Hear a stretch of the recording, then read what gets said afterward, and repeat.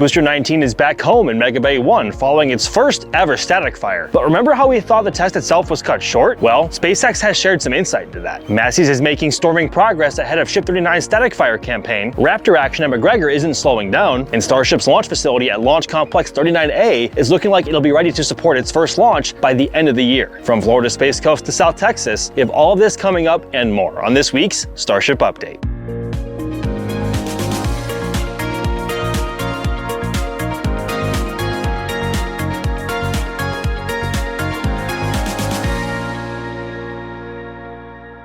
All right, let's face it. We haven't really looked at Massey's in very much detail since the tank farm rebuild, so let's go ahead and take a look at that right now. But first, why did it have to be rebuilt in the first place, and was it going to be done anyway? Well, number one, Ship 36 decided to blow up shortly before a static fire test last June. Number two, most likely. There had been signs indicating some desired change for a while, but SpaceX lacked any sort of catalyst to spark changes that soon before wrapping version 2 ship testing. Until our good friend Ship 36 came along and threw a tantrum. So what has this rebuild process here really consisted of? Well, it was pretty quick, all things considered. All damaged tanks were removed and transported off-site, along with all underground plumbing. All debris was also cleared from all over the site. Time to upgrade. SpaceX has plenty of experience with tank farms at this point, so it's safe to say they know what they're doing. They installed all necessary vaporizers, pumps, underground plumbing, and a brand new structure above the flame trench designed to test the ship's forward and aft flaps before flight. Not to mention the liquid methane tank farm had been completely rebuilt alone because of Ship 36. I think you're witnessing a theme here. While that was a key factor in the rebuild itself, SpaceX used the opportunity to make further additions to the rest of the tank farm, including the likes of a COPV testing area. SpaceX has been testing brand new hardware here in every way possible, with ample test tanks, boosters, ships, and plenty of COPVs. Over at the launch site, SpaceX is preparing to dig the brand new flame trench to remedy the issues of the former launch mount at Pad 1. A quick refresher, the old design required a ton of refurbishment between flights, often taking weeks or months, because its design did not incorporate traits allowing for rapid reusability. For example, the water-cooled steel plate was added after Flight 1 to prevent Super Heavy from tearing the ground apart during liftoff with all 33 engines. Not to mention the location of the BQD, or Booster Quick Disconnect, which took brutal punishment during the Pad of Wings maneuver and required tons of reworking in between flights. The new launch mount design and flame trench here will mirror that of Pad 2, which itself has only just supported a vehicle for the very first time with Booster 19's latest round of cryo testing and an abbreviated static fire. More on that later. Over the last week, SpaceX has also installed more sheet piles into the ground where the flame trench will be dug out. These piles are used to stop water intrusion into a newly excavated space, while also serving as a structural support for the flame trench walls themselves. We also spotted SpaceX working on the chopstick carriage system, but we aren't entirely sure what happened. Remember, Pad 1 sticks have been offline for quite some time now, and any required movement has been done manually. Before Pad 1 was partially demolished, all ground support equipment, or GSE, used to run straight into the pad in very close proximity to the launch mount itself. This is where the old vertical tanks used to be as well. You know, the ones that got kind of smashed after Flight 1? Pepperidge Farm remembers.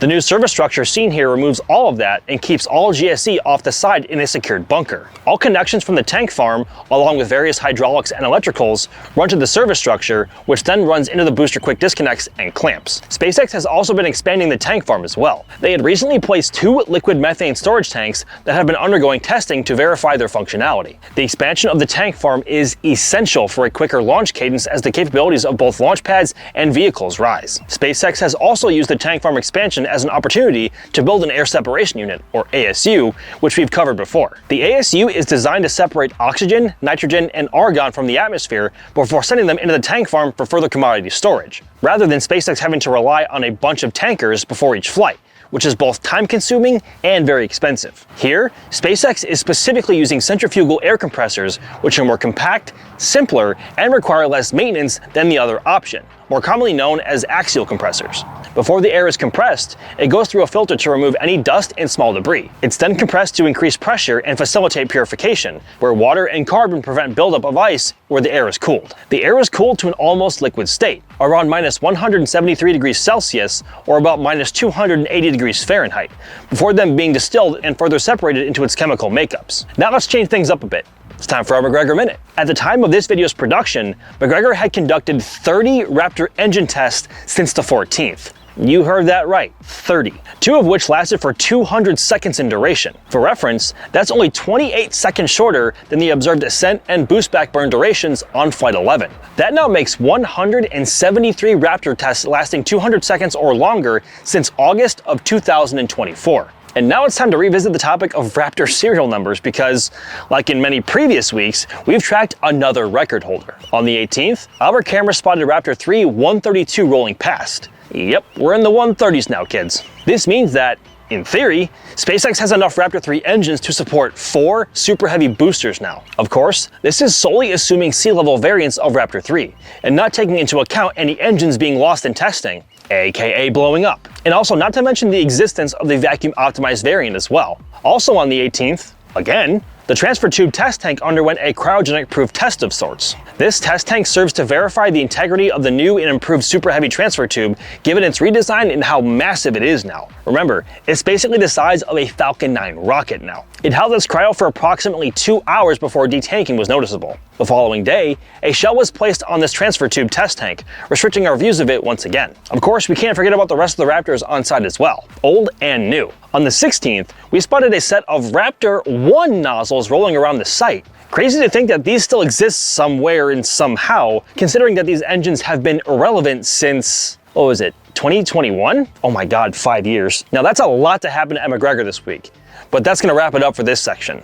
Let's jump back to Starbase and Booster 19 specifically. Last week, we talked about how Booster 19's testing had progressed during its time at the pad between multiple cryo tests and a seemingly aborted static fire test. Feel free to watch that one back. But since then, Booster 19 has rolled back to MegaBay 1. Yep, it rolled back again. On the 16th, the transport stand was moved from its parking spot at the launch site to its staging area next to Pad 2. We thought this might be another game of removal, inspection, and being lifted back onto the launch mount again.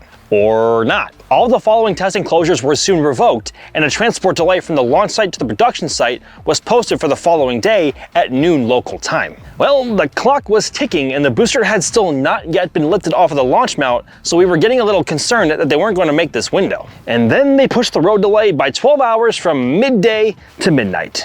A short while later, the booster quake disconnects were decoupled from the booster, indicating that lift was happening soon. And then finally, movement! Booster 19 was lifted off of Pad 2 on the 17th and was placed onto the transport stand just as it had been in the prior days. Although this time the booster had a different destination. When the time came, the SPMTs powered up and moved towards Highway 4 with some time to spare before the road closure actually started. After some brief work from the crews at the QDs again, the booster hit the road en route back to MegaBay 1. When it arrived at the production site, the booster sat in the ring yard for a few hours while the crews inside MegaBay 1 prepped everything for its arrival. Later, the booster rolled inside and the doors were closed. Pesky MegaBay doors. Now, while we can't see what happens inside when the doors are closed, one thing you could be seeing inside on your walls are some prints available at shop.nasaspaceflight.com. Members from our team, myself included, have a wide variety of coverage on display there, especially when it comes to Starship activity. And with Flight 12 coming up, you can bet that there's a lot more to come soon. But in the meantime,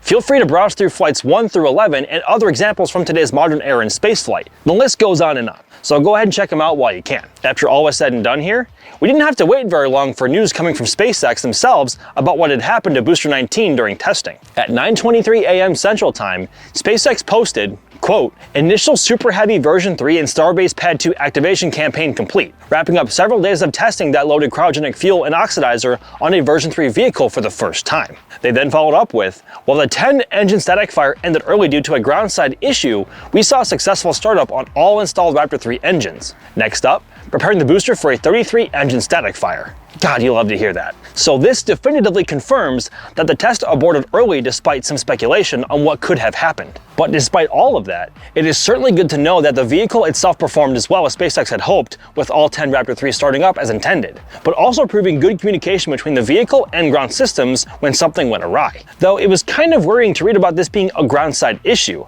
especially with all of the testing we've seen them conducting in previous weeks all over the pad. What happened? We don't know for sure. Perhaps the deluge system wasn't performing at the required water pressure, or something happened with the DSS. It's all speculation right now, we're not sure. And even with trained eyes looking over everything, it's difficult to tell what actually happened. Regardless, later on the 18th, the booster transport stand rolled out of MegaBay 1. signaling that Booster 19 had been lifted onto a work stand in MegaBay 1 itself, and the following work could begin towards, what we presume, installing the rest of Booster 19's 33 Raptor 3 engines before its next static fire test. Our eyes are peeled for any indications of when this might be, because that is going to be a defining test for both the vehicle and the ground systems alike. With Pad 2 now clear, the orbital launch mount can finally go back to its own set of testing and checkouts, including several clamp retraction tests, notably all at once. Now, you might be asking yourself, well, why is this so exciting, if at all? To which I would counter, because it's all of them at once. Throughout the many times we have actually seen the clamps moving, they haven't been closed all at the same time. We're not quite sure why, but we suspect it's a result of the pad being so new and needing further testing before being considered launch ready. Anyway, on the 18th, the clamps were seen retracting, something we haven't become used to on Pad 1 because they weren't visible from our usual angles on the old launch mount. This test seemed to be repeated multiple times in the span of just a few days.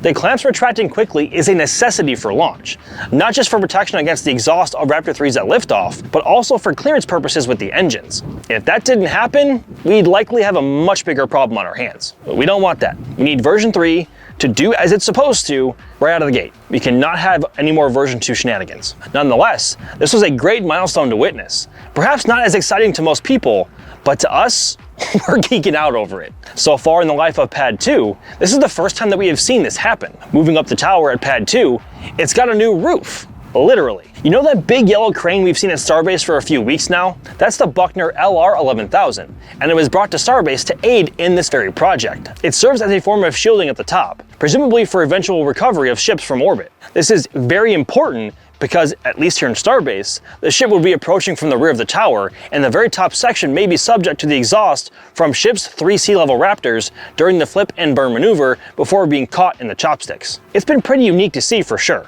and not something we ever thought was in the cards for operations here. But all in all, it does make sense. Over at the production site, specifically in Sanchez, teams are modifying one of the booster transport stands to support the newest variant of Super Heavy boosters, version 3. The stand is currently awaiting the installation of the new version 3 compatible clamps after the previous design ones were removed. The stand has also seen its stabilization guide pins removed as Block 3 boosters don't require them. SpaceX has also been working on an interesting structure here, to say the least. We don't 100% know what it is, but it's quite possible that this black structure is part of horizontal transport hardware. But why would SpaceX need horizontal transport hardware at all? After all, they move boosters and ships vertically to and from the launch site, and they're even built vertically as well. Well, in the near future, SpaceX will need to transport boosters and ships to Florida Space Coast, right here, for launch and testing operations at Launch Complex 39A and Space Launch Complex 37 by barge. In that process, they will be oriented horizontally on the barge itself for said transport. That really is the best option here.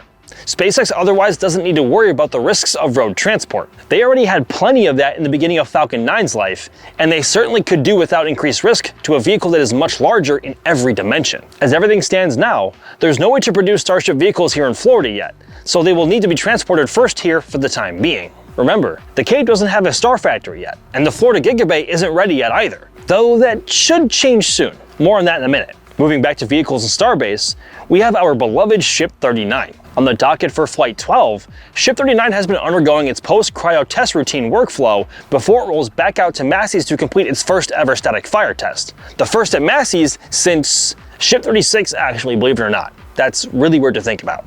Dang, that was a while ago. Inside MegaBay 2, it's on the back left work stand, and SpaceX has likely been spending some time checking everything over before even thinking about rolling it out again. But what exactly does a ship need in between cryo testing and static fire testing? Well, when it rolled out before, it was missing a lot of hardware, including the aft docking ports, flap aero covers, and raceway covers. The raceway covers are incredibly important for protecting fragile hardware against the aerodynamic forces encountered during flight. And in the case of the flap aero covers, protecting the hinges against the super high heat of re-entry, which was a large flaw of the version 1 ship's design and resulted in the relocation of the forward flaps for version 2 and beyond. Something slightly unusual though is that the ships normally roll out for cryo testing without the aft flaps installed. But we speculated that, possibly due to the amount of time Ship 39 spent in MegaBay 2 beforehand, it was a while, that SpaceX chose to just install them, since they had the time. Perhaps that's going to be something new for version 3 workflow going forward. Time will tell. And I think I forgot forgot something. Oh right, engines. All 6 are currently being installed. 3 sea level variants and 3 vacuum optimized. However, 39 still has some company in MegaBay 2 right now